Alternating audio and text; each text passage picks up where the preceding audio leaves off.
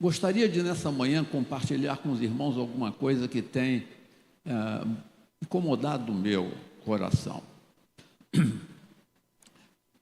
Eu queria pensar hoje com vocês sobre a identidade da igreja. Eu não sei se vocês têm observado, a gente vive um tempo tão doido. Tem cada nome doido de igreja.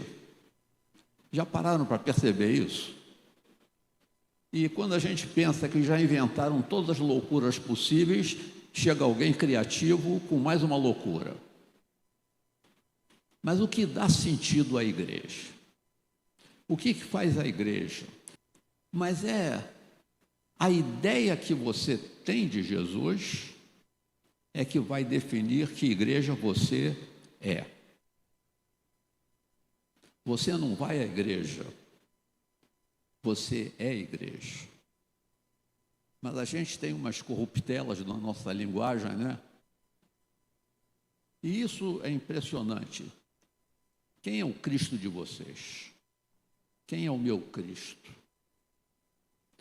E meu ponto de partida, se você tem a sua Bíblia na mão, espero que tenha, capítulo 9 do Evangelho de Lucas.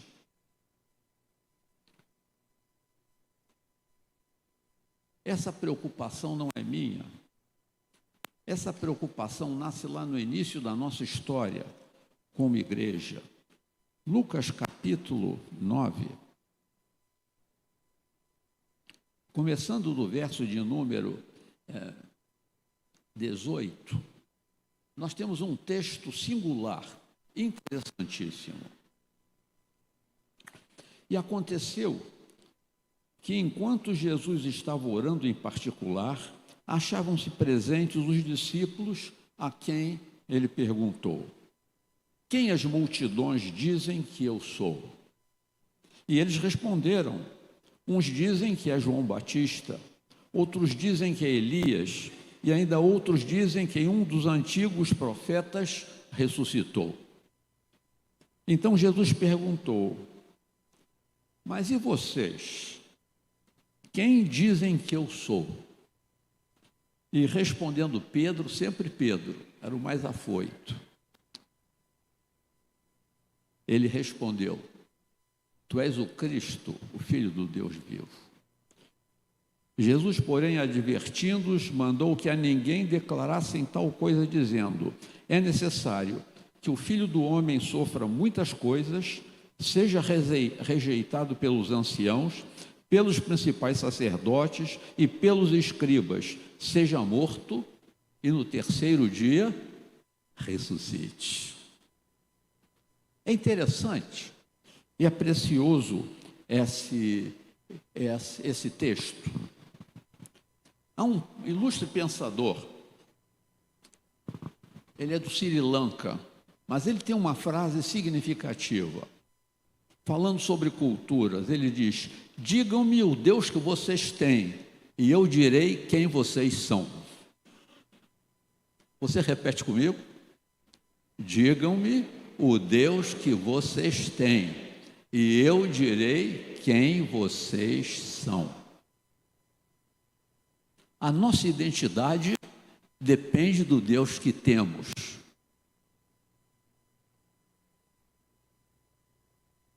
Nós cantamos aqui porque Ele vive. Eu estava até agora de manhã lá perto de Vassouras, numa propriedade que nós mantemos lá.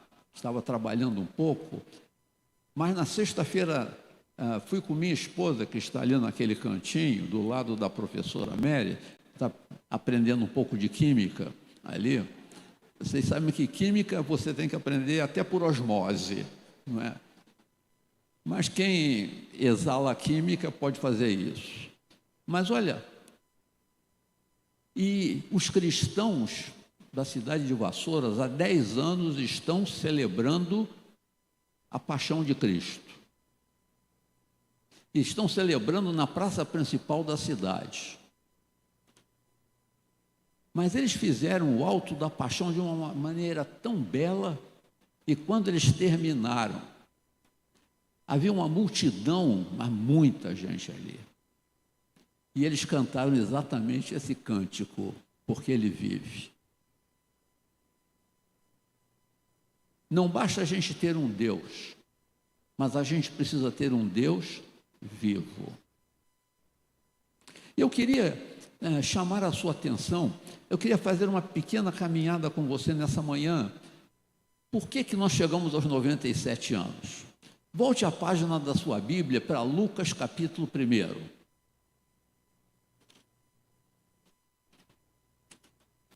Você sabe que Lucas era um médico. E Deus escolheu algumas pessoas fantásticas para produzirem o registro da história do Evangelho para nós. E no capítulo 1 de Lucas, eu queria que a gente lesse junto aqui. Eu tenho uma versão na minha mão aqui, eu tenho a NAA. Se você tem outra, não há nenhum problema. Mas eu queria que você marcasse. Se você tem uma caneta, eu queria que você marcasse no texto alguns vocábulos ou expressões. Você me acompanha na leitura? E eu vou fazendo os marcadores aqui. Olha lá. Visto que muitos já empreenderam uma narração coordenada dos fatos, sublinhe a palavra fatos. É a primeira palavra. Que entre nós se realizaram, conforme nos transmitiram os que desde o princípio foram deles testemunhas. Sublinhe testemunhas. Continuando. Testemunhas oculares e ministros da palavra. Igualmente a mim me pareceu bem, depois de cuidadosa investigação. Sublinhe cuidadosa investigação. De tudo, desde a sua origem, dar-lhe por escrito. Sublinhe a palavra escrito. Excelentíssimo Teófilo, uma exposição em ordem para que você tenha plena certeza. Sublinhe plena certeza. Das verdades, sublinhe verdades em que você foi instruído. O que eu quero sinalizar para você nessa manhã? Esses vocábulos não foram colocados aqui à toa. Se nós cremos que Deus inspirou a palavra dele, Deus inspirou Lucas a produzir aqui marcadores, parâmetros sobre os quais toda a história do Evangelho seria construída. Nós vivemos a era das narrativas. Hoje o mundo está entupido de narrativas. Mas a primeira expressão que Lucas coloca, ele tinha uma mente científica, ele era um cientista, ele era um médico.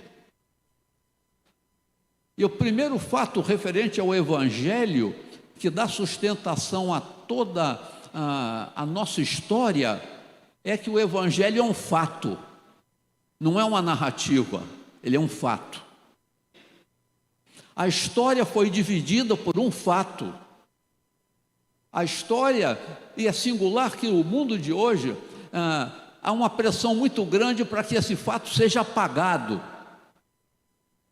E esse fato é, no dizer de Lutero, o grande reformador, Deus enlouqueceu e encarnou. Ele veio aqui na terra ver as coisas de perto. E o fato é esse, Deus entrou na história, Deus sai da eternidade e entra na história. Esse é um fato. Como é que historiadores modernos têm tentado apagar esse fato? Você aprendeu lá na escola, se você é velho como eu, você aprendeu na escola o uso de duas expressões com duas letras, a AC e DC. Antes de Cristo e depois de Cristo. Mas você sabe que há uma pressão muito grande do mundo hoje para chamar isso de era comum. Para mudar Estão tentando tirar Cristo do centro da história. Mas, ainda que historiadores ateus tentem isso, eles não conseguem, por uma razão: Deus marcou a história encarnando. E essa marca é indelével, ela ficou impressa no coração de todos nós. Nós estamos aqui. Enquanto a igreja estiver aqui, esse fato será proclamado e será vivenciado, e ele é um testemunho poderoso no mundo inteiro. É ou não é?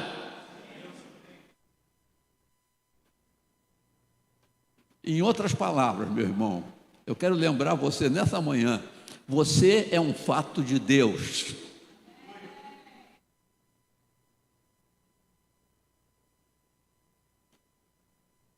E a gente aprende, lendo o Evangelho, que o grande desafio da história é encontrarmos o nosso lugar na história que ele escreve. Mas há um segundo elemento aqui, que Lucas coloca como parâmetro para fazer a história da igreja, a nossa história. Ele busca testemunhas. Esse vocábulo testemunhas, todos esses vocábulos que Lucas colocou aqui vão ser trabalhados ao longo da obra que ele produziu. E a obra produzida por Lucas não foi só o Evangelho, mas eu não sei porquê, mas ele dividiu o texto que ele produziu em duas grandes partes. Uma parte que nós chamamos de Evangelho e outra parte que nós chamamos de Atos dos Apóstolos.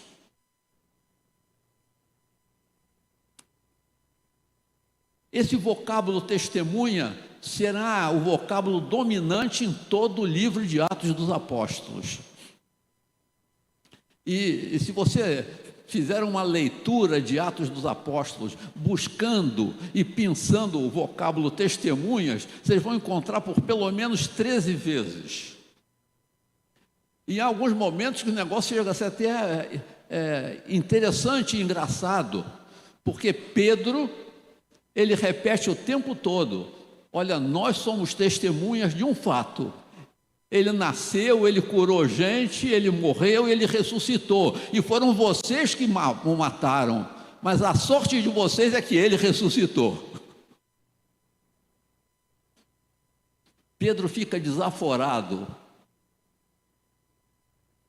Interessantemente, inteligentemente desaforado. O vocábulo testemunha vai se perpetuar. E Lucas sabia de uma coisa: o que é a igreja no mundo hoje? A igreja é o conjunto das testemunhas de um fato.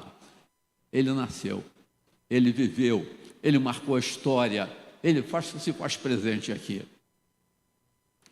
Nós cantamos aqui num texto que o véu se rasgou. Estão lembrados da música?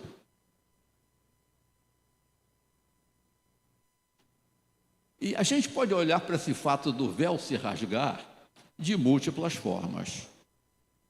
Tradicionalmente ensinaram para todos nós uma coisa: o véu se rasgou porque agora você pode ter acesso ao Santo dos Santos. Não foi isso que te ensinaram? Mas eu acho que está errado.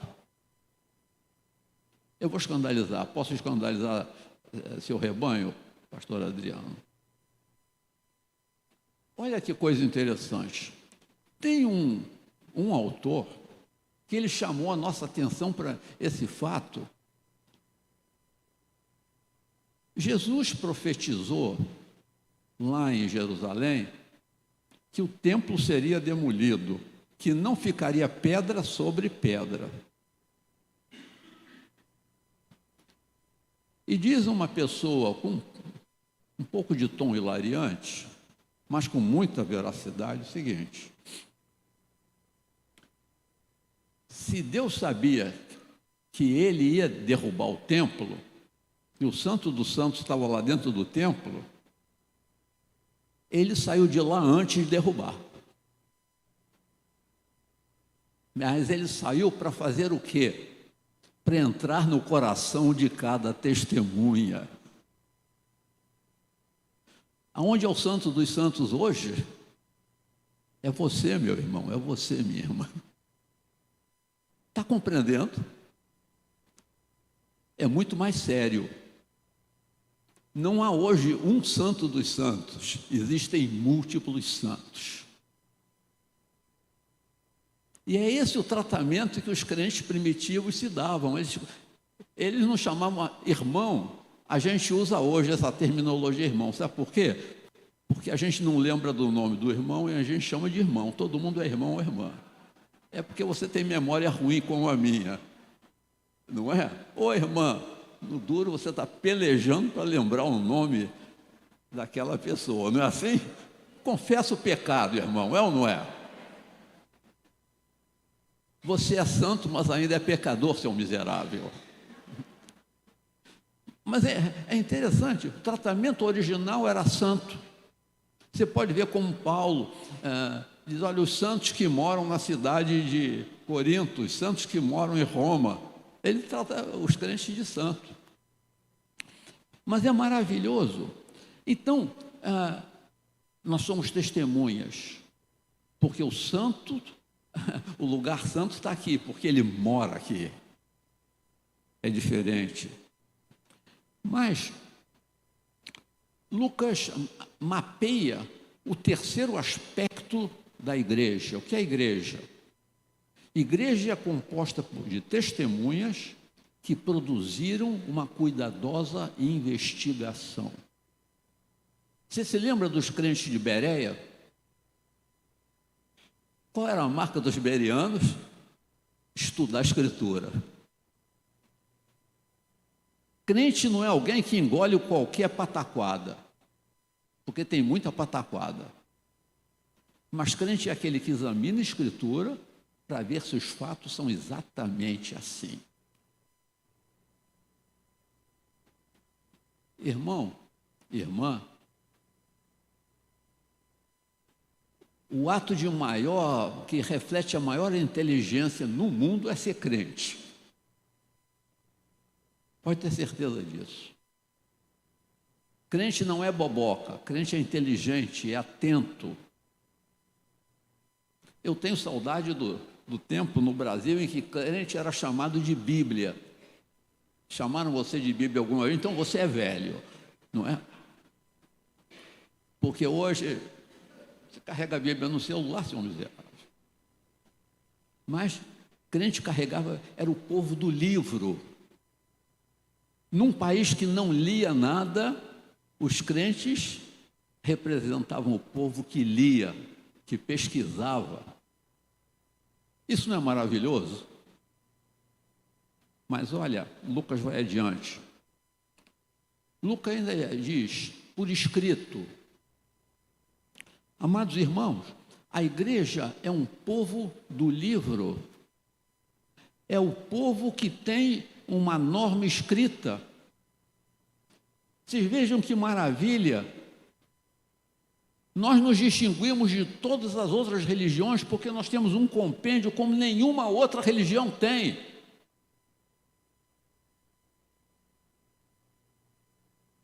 E Deus, na sabedoria dele, usou 40 autores para produzir um documento que tem uma unidade radical e absoluta.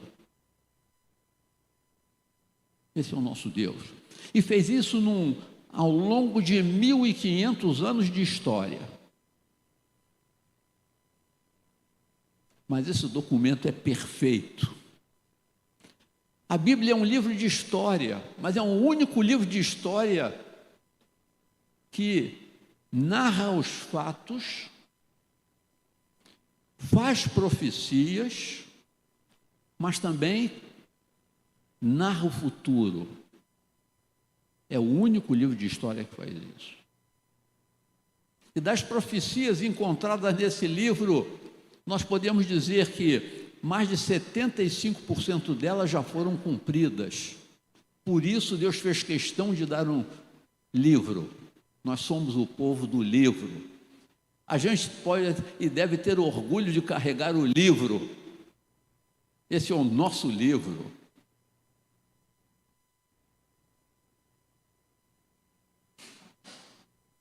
a minha Bíblia. Você tem a sua Bíblia, não é assim? E eu quero que você rabisque muito a sua Bíblia, para provar que você lê muito essa Bíblia e conhece essa Bíblia. Mas olha, por que ele escreveu?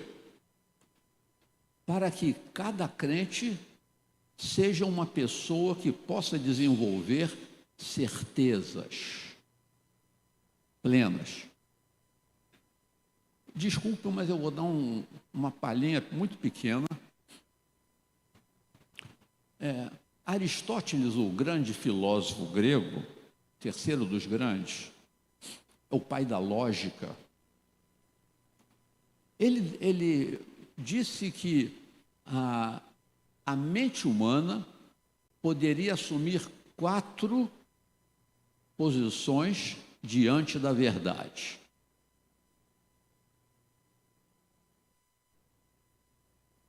Primeira posição. Quantos aqui já foram a Quixeramobim? Quixeramobim fica no Ceará. Alguém já foi a Chapadinha, Maranhão? Quente que dá gosto. Eu fui lá e me ofereceram cabeça de bode. Vê se viajar tantos quilômetros para comer cabeça de bode. Eu sou crente. Mas olha, quando você diz, eu não conheço, você está asseverando aquilo que Aristóteles disse. Ignorância. Ignorância não é burrice. Ignorância é o desconhecimento de um fato.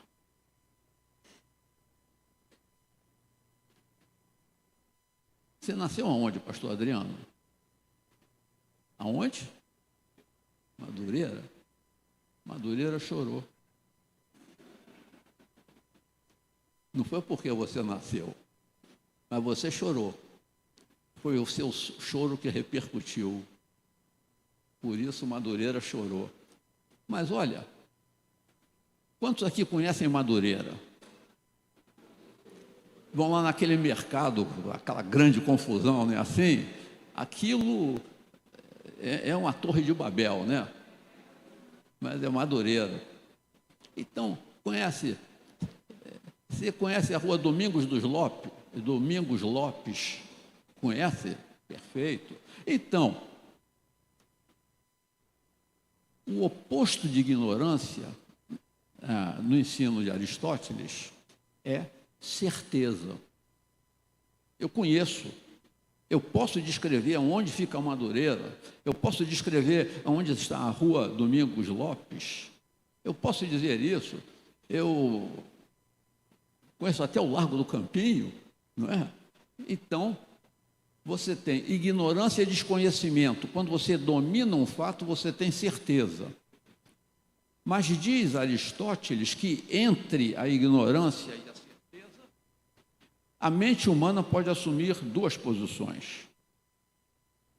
A primeira dessas posições é, olha, eu já ouvi falar, mas eu não sei bem onde fica a Madureira. Você teria um estado que Aristóteles chamou de dúvida. Mas vamos dizer que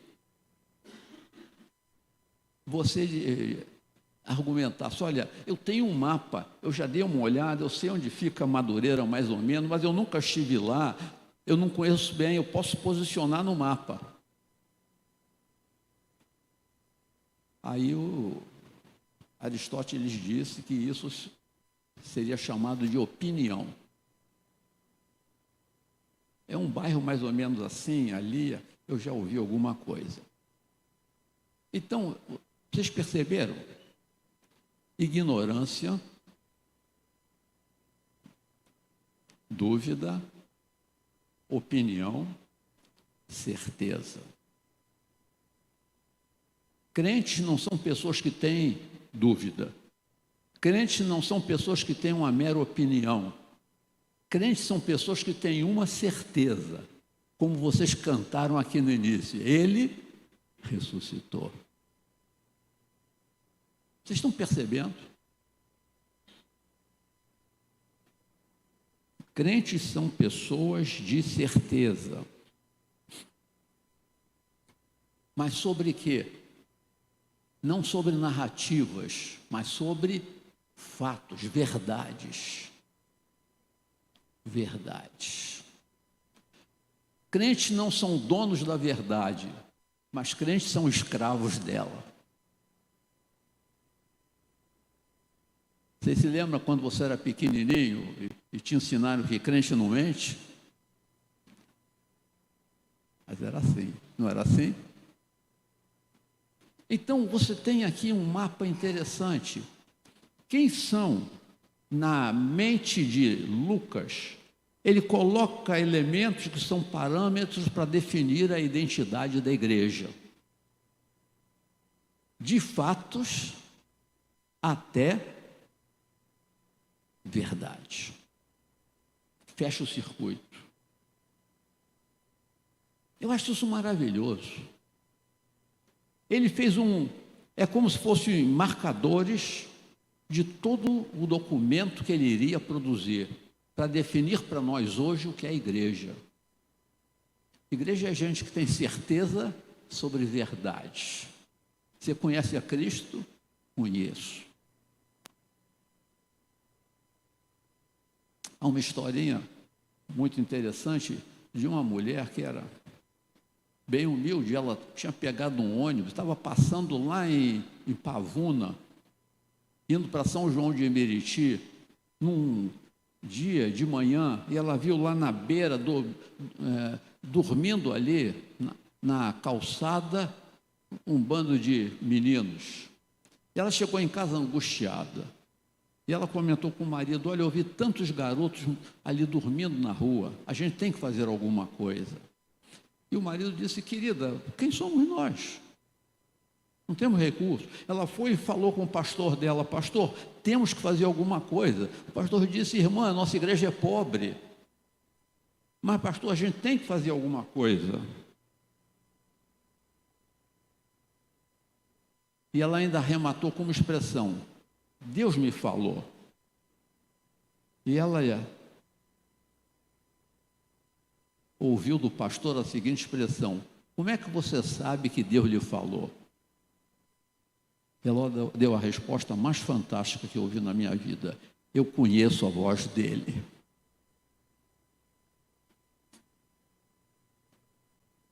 Crentes são essas pessoas que estruturaram toda a sua história sobre fatos, que são verdades. Mas essas verdades produziram na nossa vida um impacto tão grande, uma intimidade tão grande, que é aquilo que o Salmo 25 diz, que a intimidade do Senhor é para aqueles que o temem. Crentes são aqueles que conhecem a voz de Deus. Ele fala por esse livro, mas ele fala nas nossas orações, ele fala nos nossos momentos com Ele, ele fala na nossa história. Ele tem falado nos 97 anos aqui da igreja, ele tem falado, ele vai falar ainda.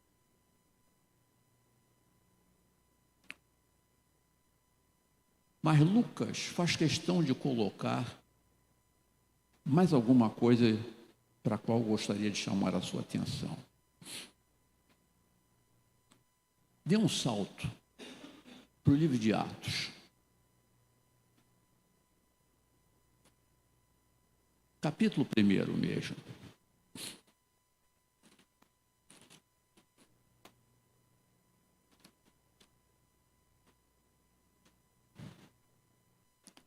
O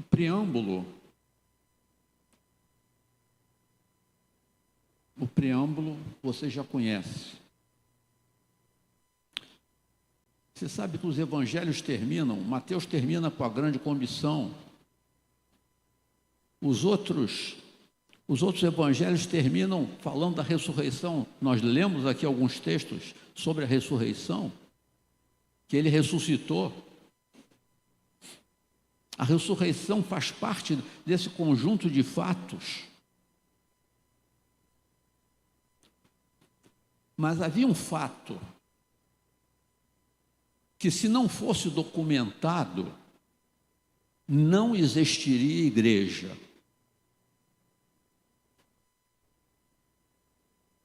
E Lucas é o único dos historiadores da igreja e do cristianismo que documenta este pequeno fato.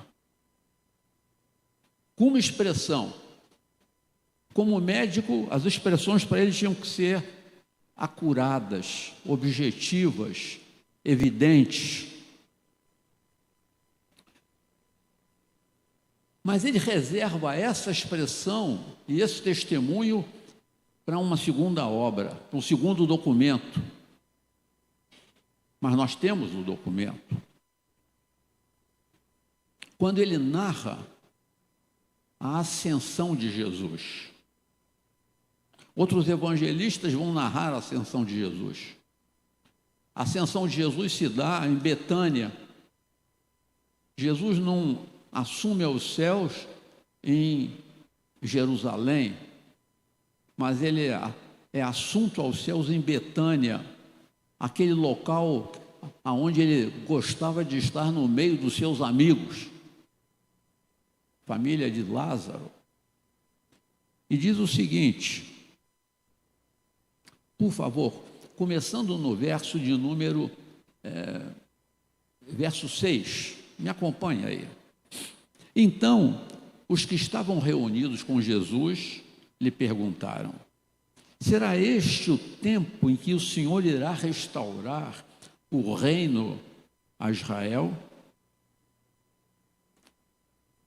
E Jesus respondeu: não cabe a vocês conhecer tempos ou épocas que o Pai fixou pela sua própria autoridade. Mas vocês receberão poder ao descer sobre vocês o Espírito Santo, e vocês serão minhas testemunhas, tanto em Jerusalém, como em toda a Judéia e em Marechal Hermes e até os confins da terra. Depois de ter dito isso, Jesus foi elevado às alturas à vista deles, e uma nuvem o encobriu dos seus olhos. Estando eles com os olhos fixos no céu, enquanto Jesus subia, eis que 2 homens vestidos de branco se puseram ao lado deles e lhes disseram: homens da Galileia, por que vocês estão olhando para as alturas? Este Jesus, que foi levado do meio de vocês para o céu e lá recebido, virá do modo como vocês o viram subir. Infelizmente, as nossas traduções brasileiras pecaram, mas o verbo no grego ele foi elevado e recebido. É diferente. Jesus tinha feito uma promessa: se eu não for, eu não mandarei o Consolador. João 14. Mas eu indo, eu mandarei o Espírito, o Paráclito, para vocês.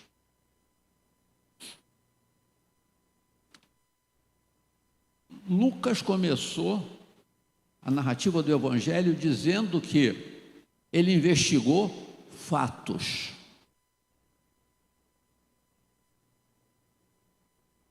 Mas há um fato que nós não poderíamos presenciar aqui na terra.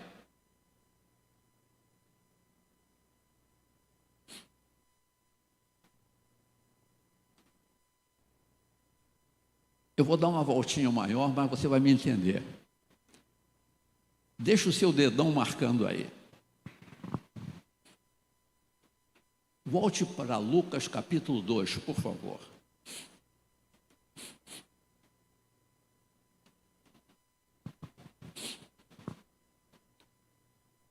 Voltou para Lucas 2? Olha, igreja é lugar da gente abrir e fechar a Bíblia e estudar a Bíblia. Ok? Quando Jesus nasce, olha o que acontece. Verso 13 de Lucas 2. E de repente, apareceu com o anjo uma multidão do exército celestial, louvando a Deus e dizendo: glória a Deus, aonde? Nas maiores alturas, e paz aonde? Paz na terra entre os homens a quem Ele quer bem. Sublinha aí, paz na terra. Pule agora para Lucas 19.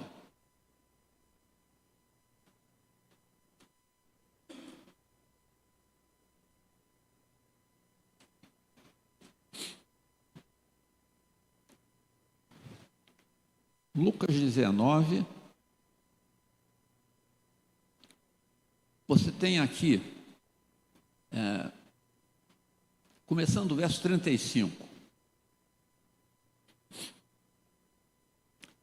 Então trouxeram o jumentinho até Jesus e, pondo as suas capas sobre o animal, ajudaram Jesus a montar.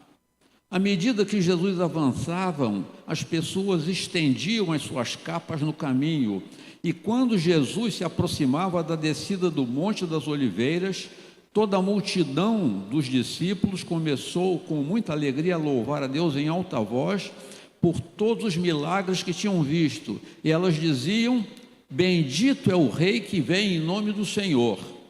Paz aonde? E glória nas maiores alturas. Você se lembra do primeiro texto? A paz era onde? Aqui. A paz agora é onde?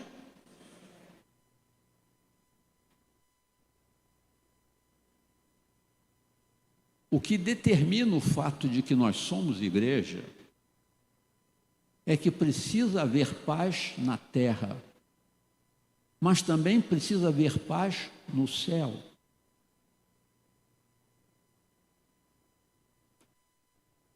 Eu sei quando há paz na terra.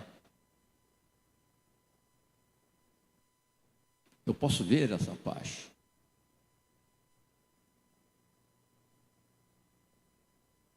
O anjo disse que não simplesmente, lá em Atos 1, que Jesus subiu ao céu, mas o texto grego é que ele foi recebido.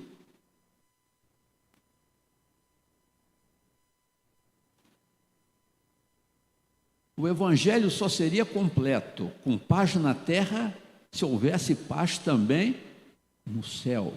O que significa isso? Se Deus tivesse aceitado o sacrifício que Jesus fez por todos nós miseráveis pecadores.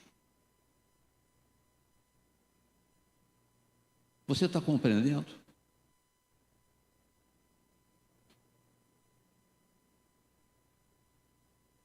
Paz aqui e paz lá.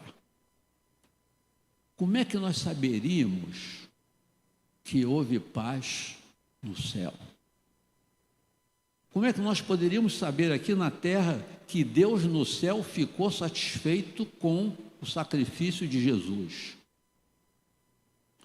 O fato não é se Deus simplesmente aceitou, o fato é o fato para mim.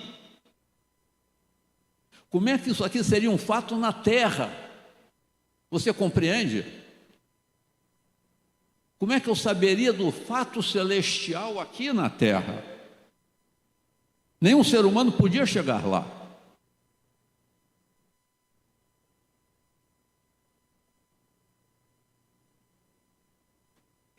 Aí você volta para Lucas 2. Desculpe, Atos 2.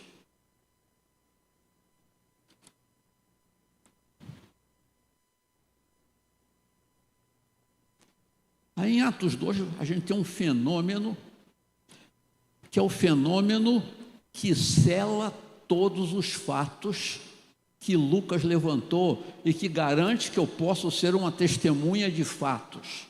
A igreja é o conjunto das pessoas que testemunham de um fato. Ele ressuscitou.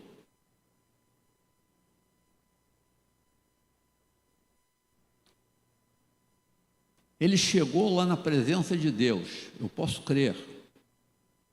Deus então aqui faz o quê? Deus libera o Espírito Santo para perturbar só o pastor de vocês. Eu vou dizer o seguinte: a gente diz que é batista e diz que o outro é pentecostal, mas olha, sem Pentecoste não tem igreja. Então, em outras palavras, todos nós somos pentecostais. Você está compreendendo? Porque sem Pentecoste não tem igreja.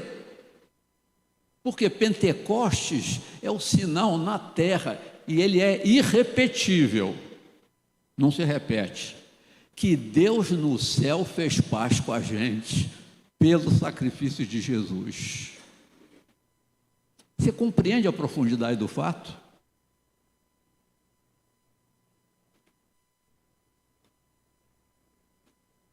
Mas há mais um detalhezinho que a gente precisa saber e que eu gostaria de compartilhar. O drama de todo crente é uma coisa que perturba a nossa mente. Eu sei que eu sou santo. Eu sei que paz existe aqui no meu coração, que paz existe aqui na igreja, que as sessões administrativas aqui são as coisas mais doces que podiam haver. Todo mundo abraça e beija o outro. Eu sei disso. Mas é um negócio que angustia o coração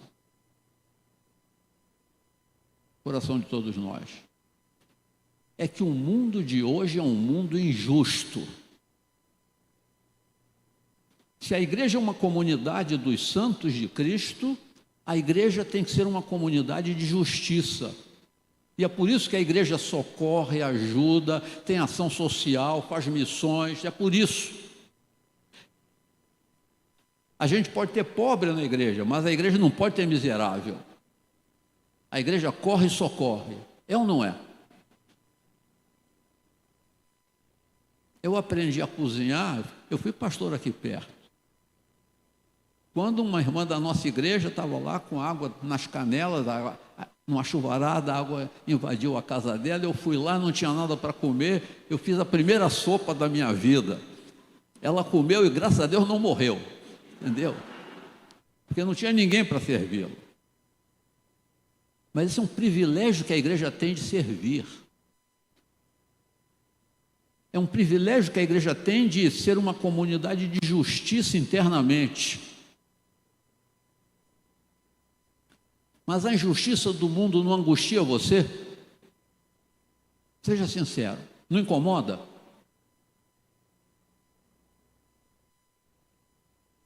A gente não fica chateado. Alguns irmãos até às vezes se revoltam.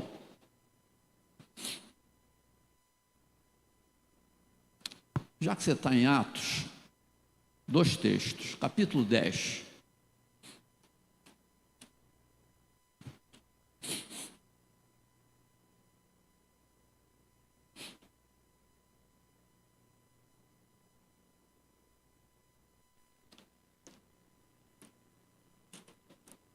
Pedro está lá pregando na casa de Cornélio. Olha que coisa linda. Primeira vez na vida que Pedro entrou na casa de um gentio. Depois disso ele passou até a comer churrasquinho de porco. Mas ele tinha um medo danado dos outros. Pedro era meio covarde, mas olha só.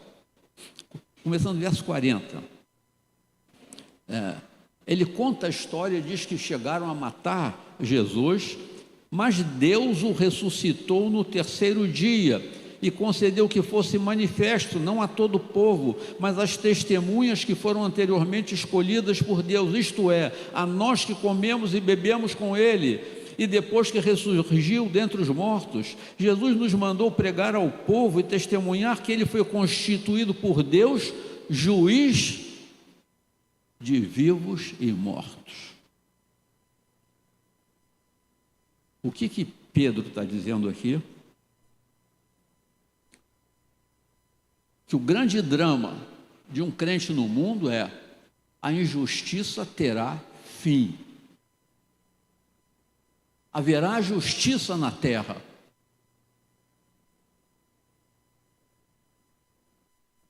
Capítulo 17 do mesmo livro de Atos.